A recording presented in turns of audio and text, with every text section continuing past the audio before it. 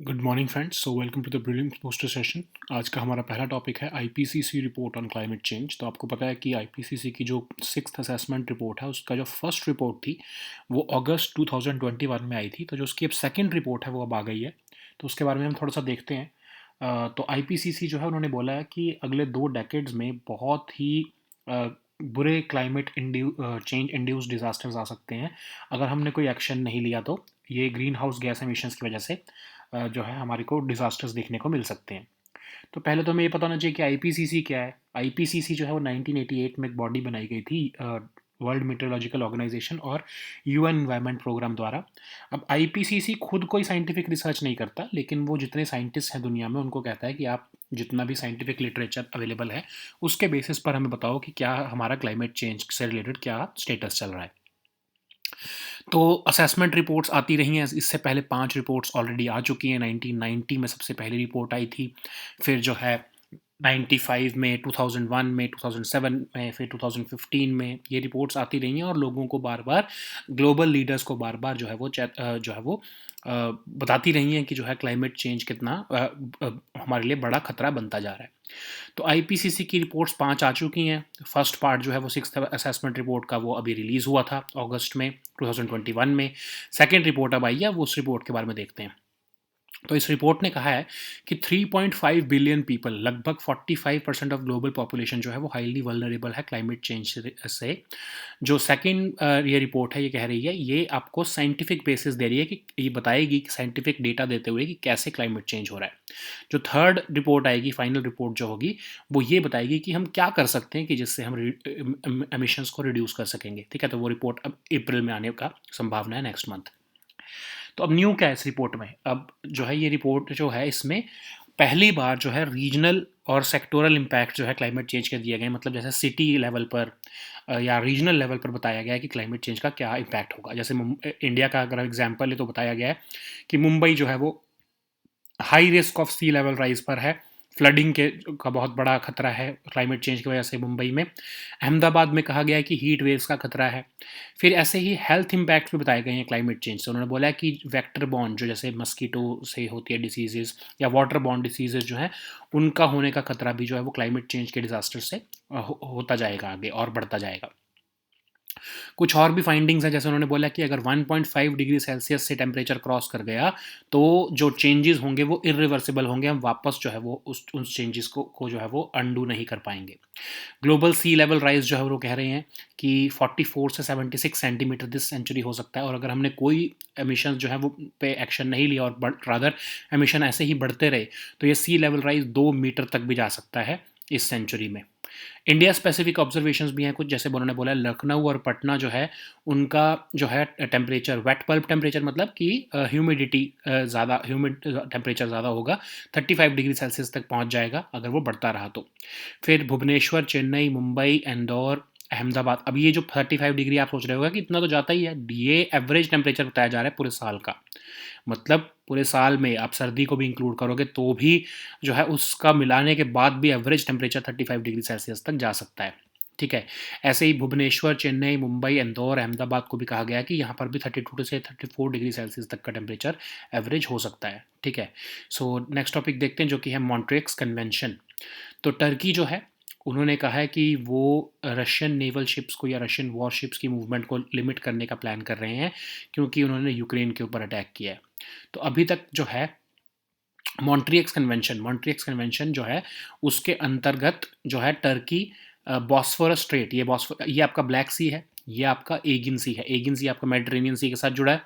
यहाँ से मेडिटेरेनियन सी को ब्लैक सी से कनेक्ट करने के लिए टर्की में से गुजरना पड़ता है। तो ये डार्डनल स्ट्रेट है और ये है बॉस्फोरस स्ट्रेट। तो ये बॉस्फोरस स्ट्रेट है, तो ये आपके इस्तांबुल जो है उसमें से गुजरता है। तो यहाँ अगर किसी को ब्लैक सी जाना है तो वो जो है वो बिना टर्की के जो है वो मॉन्ट्रिक्स जो कन्वेंशन के अंदर जो उनको पावर है, बिना उनकी परमिशन के जो है वो यहाँ पर नहीं जा सकते यहाँ से ब्लैक सी में। ठीक है, तो मॉन्ट्रिक्स कन्वेंशन इसलिए साइन किया गया था ये यहाँ पर 1936 में। और ये कहा गया था कि टर्की जो है वो सबको सेफ पैसेज देगा, फ्री ऑफ कॉस्ट, कोई चार्जेस नहीं लगेंगे, सेफ पैसेज देगा टर्की, अनटिल और अनलेस अगर कोई सिचुएशन ऐसी इमर्ज हो जाती है कि कोई वॉरशिप्स यहाँ पे जा रही हैं और वो वॉरशिप्स जो हैं वो वॉर में पार्टिसिपेट करने लगी हैं। ठीक है। तो अब हुआ क्या है कि टर्की के फॉरेन मिनिस्टर ने कहा है कि यूक्रेन में तो रशिया ने शुरू में बोला था कि वो सिर्फ एक अटैक करना चाहते हैं, एक प्री मेडिटेटेड अटैक करना चाहते हैं, प्लान अटैक करना चाहते हैं। लेकिन अब ये तो रशिया में ने जो है वॉर ही एक्टिवेट कर दी है, यूक्रेन में एक वॉर की सिचुएशन ही आ गई है, इसलिए जो है टर्की जो है वो मॉन्ट्रिक्स कन्वेंशन को एक्टिवेट कर रहा है और रशियन वॉर वेसल्स को वो बैन करेगा यहाँ पर जाने को। ठीक है, तो रशियन वॉर वेसल्स जो है वो यहाँ से आगे नहीं जा पाएंगे। अब जो है आपके अब यहाँ से बहुत सारा ट्रेड जाता है, 3 मिलियन बैरल्स ऑफ ऑयल जाता है यहाँ से, और 3% of daily global supply of जो ऑयल की है वो यहीं से निकलती है, इसी जो है बॉस्फोरस स्ट्रेट और डार्डनल्स से। तो रशिया, अज़रबैजान और कज़ाकिस्तान का जो है ट्रेड यहीं से होता है मोस्टली। बहुत सारी शिप्स जो हैं जो आयरन, स्टील और एग्रीकल्चर प्रोडक्ट्स से की जो है को लेकर जो है ब्लैक सी से यूरोप की तरफ जाती हैं और रेस्ट ऑफ द वर्ल्ड की तरफ जाती हैं। इसीलिए 1936 में जो है ये कन्वेंशन बनाया गया था, ताकि जो है टर्की को कहा, एक ट्रीटी थी जिसमें टर्की ने जो कहा कि हम free of cost peace time के टाइम आपको जो है वो एक्सेस देंगे इधर से गुजरने का, लेकिन नेवल शिप्स जो है उनकी रिस्ट्रिक्शन हम कर सकते हैं। ठीक है, लेकिन अब इसमें प्रॉब्लम क्या है, क्या टर्की ब्लॉक कर सकता है रशियन वॉरशिप्स को? तो यस, टर्की ब्लॉक तो कर सकता है, लेकिन रशियन वॉरशिप्स को ब्लॉक करने में एक कॉम्प्लिकेशन ये है कि इस ट्रीटी में, मल्टीलैटरल ट्रीटी में कहा गया है कि जो भी कंट्री ब्लैक सी से बॉर्डर शेयर करता है या ब्लैक सी के आसपास की कंट्री है, उनको टर्की नहीं रोक सकता। ठीक है, तो आप ये देखो कि ये ब्लैक सी जो है इसके साथ आपको पता है यूक्रेन लगता है, तो उसका क्राइमिया रीजन जो है, फिर यहाँ पर जो है रशिया का क्राइमिया रीजन है, रशियन फेडरेशन भी ब्लैक सी से लगता है। तो ये कॉम्प्लिकेशन आ सकती है टर्की को ये मॉन्ट्रियक्स कन्वेंशन जो है वो इम्प्लीमेंट करने में। ठीक है, तो ये क्योंकि आर्टिकल 19 जो है इस ट्रीटी का वो एक्सेप्शन दे रहा है कि जो कंट्रीज ब्लैक सी पे हैं उनको टर्की जो है वो ब्लॉक नहीं कर सकता, तो इसलिए रशियन वॉरशिप्स को ब्लॉक जो है वो नहीं कर पाएगा टर्की। अब ये कन्वेंशन और ये ट्रीटी कह रही है, करना चाहे को तो कुछ भी कर सकते हैं ऑफ कोर्स। ठीक है, सो नेक्स्ट टॉपिक देखते हैं जो कि है मरिया। मरिया जो है वो वर्ल्ड का लार्जेस्ट कार्गो एयरक्राफ्ट है, एयरक्राफ्ट था रादर, और इसको रिसेंटली एक अटैक में यूक्रेन में खड़ा था, तो यूक्रेन में अटैक हुआ और इसको ये डिस्ट्रॉय हो गया है। तो इसका फॉर्मल नेम कोसाक है, ये नेटो ने इसको नाम दिया था, नेटो ने कोड दिया था इसको। 6 इंजन 84 मीटर लॉन्ग ये प्लेन था। 1988 में सबसे पहली बार इसने फ्लाइट ली, और ये आपके बुरान शटल ऑर्बिटर और एनर्जिया कैरियर रॉकेट को ट्रांसपोर्ट करने के लिए मेनली बनाया गया था। बाद में इन्होंने अलग अलग और भी रोल बहुत बड़ा प्ले किया, जैसे कोविड के टाइम पर भी इन्होंने बहुत टन्स ऑफ मेडिसिन सप्लाई करी यूरोप, कनाडा, अफ्रीका में। तो ये मरिया जो है ये बहुत ही वर्ल्ड का लार्जेस्ट कार्गो एयरक्राफ्ट था जो अब रिसेंटली डिस्ट्रॉय हो गया। ठीक है, नेक्स्ट टॉपिक हमारा है international monsoon projects office. So union minister of earth sciences जो है उन्होंने इंटरनेशनल मॉनसून प्रोजेक्ट ऑफिस को लॉन्च किया है नेशनल साइंस डे अभी 28 फरवरी के दिन। तो जो है अब इसमें इंटरनेशनल मॉनसून प्रोजेक्ट ऑफिस जो है वो आपका Indian institute of tropical metrology Pune में लोकेटेड होगा, और 5 साल तक इसकी लोकेशन यही रहेगी। अब इसका टारगेट ये होगा कि जो वर्ल्ड क्लाइमेट रिसर्च प्रोग्राम और वर्ल्ड वेदर रिसर्च प्रोग्राम के अंदर जो भी रिसर्च होती है वो उसको उसके साथ कोऑपरेट करे, उसके साथ जो है वो कोऑर्डिनेट करे, और जो भी कनेक्शंस एस्टैब्लिश करे, ताकि इंटरनेशनल मॉनसून रिसर्च जो है वो अच्छी तरह से हो सके। तो आपको पता है ना कि मॉनसून बहुत ही डायनामिक है, तो उसके ऊपर बहुत रिसर्च चलती रहती है कि उसको कैसे प्रेडिक्ट किया जाए। तो इसलिए एक इंटरनेशनल एफर्ट होना बहुत ज़रूरी है, तो हम ये एक इंटरनेशनल एफर्ट के लिए इस प्रोजेक्ट को लॉन्च किया गया है। और मॉनसून पैनल जो है वो वर्ल्ड क्लाइमेट रिसर्च प्रोग्राम का क्लीवार और जेवेक्स, तो ये 2 प्रोजेक्ट्स को मिलाकर जो है वर्ल्ड क्लाइमेट रिसर्च जो ये मॉनसून पैनल बनाया गया है उसकी एक्टिविटीज़ को सपोर्ट करने के लिए भी इंटरनेशनल मॉनसून प्रोजेक्ट्स ऑफिस जो है वो काम करने वाला है। ठीक है, तो अब ये दोनों WCRP world climate research program और वर्ल्ड वेदर रिसर्च प्रोग्राम, ये दोनों ही जो है आपके वर्ल्ड मीटरोलॉजिकल ऑर्गेनाइजेशन के इंटरनेशनल प्रोग्राम्स हैं। इन्हीं के साथ जो है ये आपका इंटरनेशनल मॉनसून प्रोजेक्ट्स ऑफिस जो है वो कोऑर्डिनेट करने वाला है। तो वर्ल्ड मीटरोलॉजिकल ऑर्गेनाइजेशन के बारे में देखते हैं थोड़ा सा। तो ये एक इंटर गवर्नमेंटल ऑर्गेनाइजेशन है जिसमें 192 मेंबर स्टेट्स हैं और टेरिटरीज हैं। एक्चुअली ये पहले इंटरनेशनल मीटरोलॉजिकल ऑर्गेनाइजेशन होती थी, उसी का ही सक्सेसर ऑर्गेनाइजेशन ये वर्ल्ड मीटरोलॉजिकल ऑर्गेनाइजेशन है। तो ये इंटरनेशनल IMO जो था वो 1873 के वियना इंटरनेशनल मीटरोलॉजिकल कांग्रेस से निकला था, और अब ये जो WMO है ये WMO कन्वेंशन साइन हुआ और 23 मार्च 1950 को ये बना। ठीक है, मीटरोलॉजी से रिलेटेड जो है, हाइड्रोलॉजी से रिलेटेड, जियो फिजिकल साइंसेज से रिलेटेड जो भी रिसर्च या जो भी एक्टिविटीज़ हैं वो यूएन की मैंडेट के अंडर, वर्ल्ड मीटरोलॉजिकल ऑर्गेनाइजेशन के अंडर ही की जाती हैं। तो इसका हेडक्वार्टर आपका जिनीवा में है, जो कि स्विट्जरलैंड में है। ठीक है, सो नेक्स्ट टॉपिक देखते हैं, जो कि है national commission for protection of child rights. तो एनसीपीसीआर जो है उन्होंने अभी 17th फाउंडेशन डे जो है अपना सेलिब्रेट किया है, और ये एक स्टेचुटरी बॉडी है। तो commission for protection of child rights act के अंदर इसको बनाया गया था, और ये चाइल्ड राइट्स सेंट्रिक अप्रोच देखती है कि पूरी कंट्री में जितने लॉ बन रहे हैं, पॉलिसीज़ बन रही हैं, एडमिनिस्ट्रेटिव मैकेनिज्म्स हैं, प्रोग्राम्स बन रहे हैं, वो क्या चाइल्ड राइट्स को मद्देनज़र रखकर बनाए जा रहे हैं या नहीं बनाए जा रहे हैं। तो ये आपके ministry of women and child development के अंडर आता है, और जितने भी कंट्री में लॉज और पॉलिसीज़ हैं, क्या वो राइट्स ऑफ चिल्ड्रन के कंसोनेंस में हैं, उसको देखने के लिए इसको बनाया गया है। UN convention on the rights of child को भी इंडिया में इम्प्लीमेंट यही करता है। इसके अकॉर्डिंग कोई भी चाइल्ड वो है जो कि 0 से 18 ईयर्स की एज के बीच का है। ठीक है, अब अपार्ट फ्रॉम ये जो है commission for protection of child rights act, ये पॉक्सो एक्ट और राइट टू एजुकेशन एक्ट की भी जिम्मेदारियां इन्हीं एनसीपीसीआर के ही पास है। ठीक है, एनसीपीसीआर की मेंबरशिप जो है उसमें चेयरपर्सन होते हैं जो कि पर्सन ऑफ एमिनेंस है, उन्होंने कोई ना कोई काम किया होना चाहिए वो चाइल्ड वेलफेयर से रिलेटेड, बहुत ही एग्जाम्पलरी रिकॉर्ड होना चाहिए उनका। फिर 6 मेंबर्स होते हैं जिसमें मिनिमम 2 वुमेन मेंबर्स होते हैं, और अलग अलग फील्ड के चाइल्ड रिलेटेड जो है चाइल्ड वेलफेयर से रिलेटेड फील्ड के अलग अलग एक्सपीरियंस उनको होना चाहिए, तो वही लोग इसके मेंबर बन सकते हैं। ठीक है, so now let us see all these topics in English. So the first topic is IPCC report on climate change. So those who have been following with us through the last year, they must be knowing that we discussed the first report of this sixth assessment report of IPCC. So actually, what happened in August 2021, the sixth assessment report of IPCC was released by this IPCC, of course, and now the second report has come up, and the third one is poised to come up in April. So we have already discussed the first report, but we are going to discuss the findings of the second one. Okay, so first of all, let us see the basics of this IPCC. So this IPCC is saying that IPCC report is saying that multiple climate change induced disasters can occur in the next 2 decades if we do not take any strong action to reduce the carbon dioxide or greenhouse gas emissions. So this IPCC is basically an organization which was set up in 1988, and WMO and the UNEP established this organization. It does not conduct any scientific research on its own, but it asks the scientists from around the world to go through the data and make up logical conclusions. Okay, so almost 5 assessment reports have already been drawn up by this IPCC till now. The first one, of course, came up in 1990, then later on 95, 2001, 2007, and 2015. These reports have come up. So this one, the current one, is the sixth IPCC assessment report. So the first part of the sixth assessment report, which was released in August 2021, was also focusing upon the risks of climate-induced disasters. But now evidence-based data has been shared in the second report. Okay, so this report is, the first one was basically conclusions which were drawn by the IPCC. The report published the conclusions, or the forecast was given.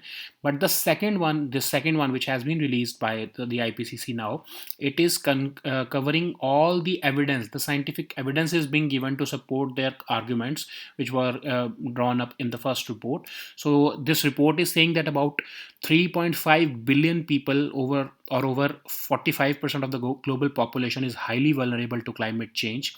So this report has given a scientific basis of climate change now, and this report has made what is new in this report.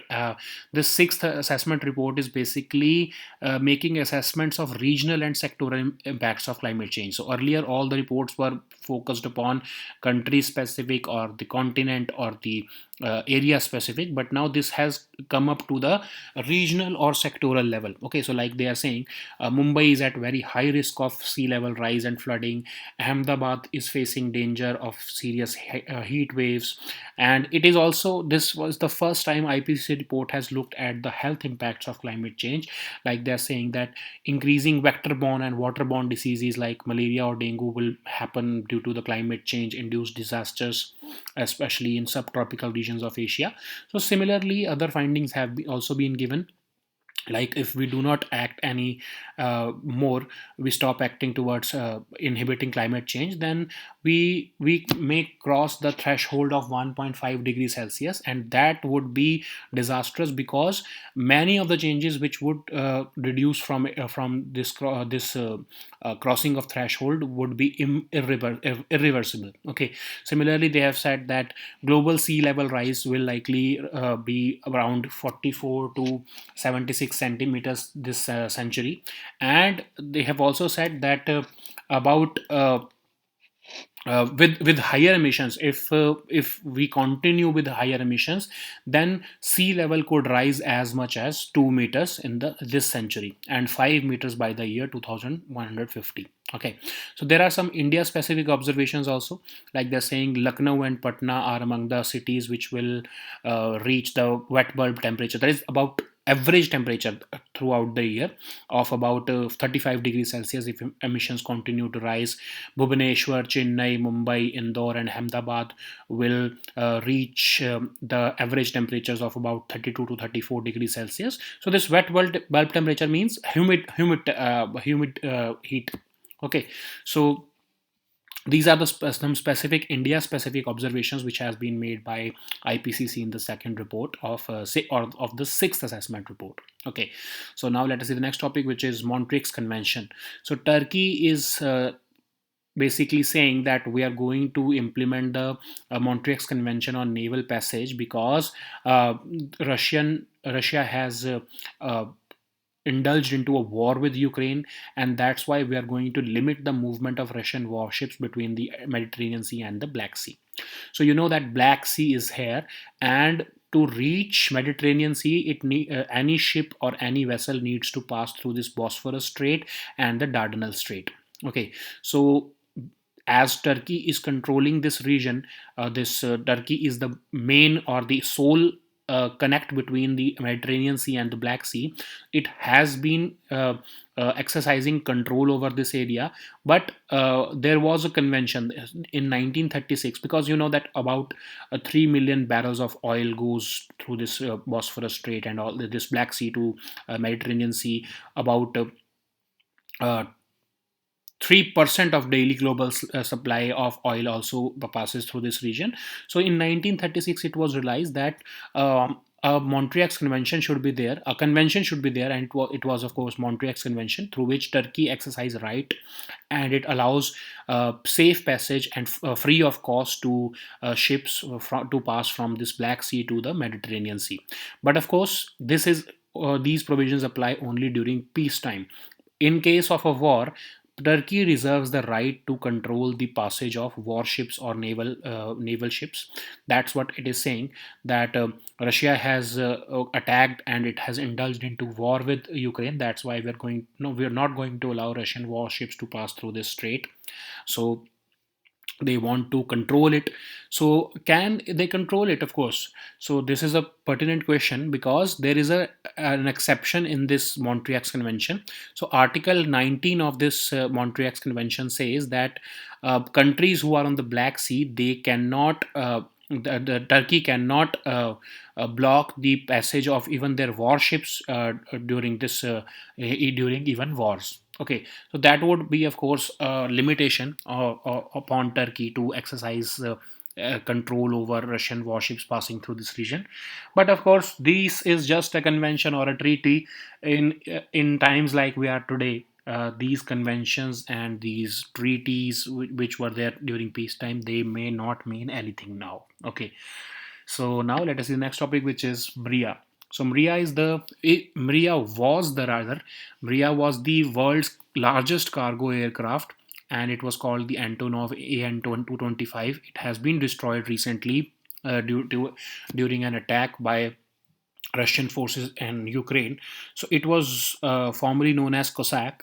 It has a 6-engine, 84-meter long uh, aircraft, and it was built in 1988 mainly for the transportation of Buran shuttle orbiter and the Energia carrier rocket. So since then it has been engaged in transporting very heavy equipment, like recently in 2016 it transferred about 117 ton of power generator from Czech Republic to Australia, and it has also played a seminal role in transportation of medicines during the COVID-19 period. Okay, so now let us see the next topic, which is International Monsoon Projects Office. So Union Minister of Earth Sciences has launched this International Monsoons Project Office on the occasion of National Science Day. So this office would be hosted at the Indian Institute of Tropical Meteorology, Pune, and it will of course be there for at least 5 years. And this office will coordinate with World Climate Research Program and World Weather Research Program, both of which are the programs of World Meteorological Organization. So basically the aim is to connect and coordinate the international monsoon research activities with these international bodies. So IMPO would also support activities of monsoons panel. So this is a panel which is jointly established by World Climate Research Programs CLIVAR and JAWEX projects. Okay, so you know that WCRP and this WWRP, this World Climate Research Program and World Weather Research Program, are the international programs coordinated by the United Nations World Meteorological Organization. So let us also see about this WMO. So this is an intergovernmental organization, and it consists of about 192 member states and territories. It originated originally from the International Meteorological Organization, which was established after the 1873 Vienna International Meteorological Congress. And in 1950, this WMO was established as a specialized agency of UN for purposes like meteorological research, operational hydrological research, and other related geophysical sciences. So its headquarters is located in Geneva, that is in Switzerland. So now let us see the next topic, which is National Commission for Protection of Child Rights. So NCPCR has recently celebrated its 17th Foundation Day at New Delhi. So NCPCR is a statutory body, and it functions under the Commission for Protection of Child Rights Act of 2005. So it basically aims to achieve a child rights centric approach in all the laws, programs, policies, and administrative mechanisms of India, and it functions under the Ministry of Child and Women and Child Development. So it basically aims to see that all policies and laws in the country, irrespective if it is by the union government or the state government, they all must be in consonance with the rights of children. It also enforces the UN Convention on the Rights of Child in India. According to NCPCR, a child is a person defined between the ages of 0 to 18 years. So apart from the Commission for Protection of Child Rights Act, it also enforces two other acts like the POCSO and the Right to Education Act. So it is constituted by the government, and the NCPCR is a body constituted by the government, and the chairperson is a person of eminence who has an exemplary record in the field of child welfare. Six other members are also there. Minimum of two members should be there in this body, and the members should have an experience in the fields of education, child health care, welfare of child development. So all these multiple experienced people must be there as members of this NCPCR. Okay, so these were our topics for today. We'll meet next time with new topics. Until then, goodbye and take care.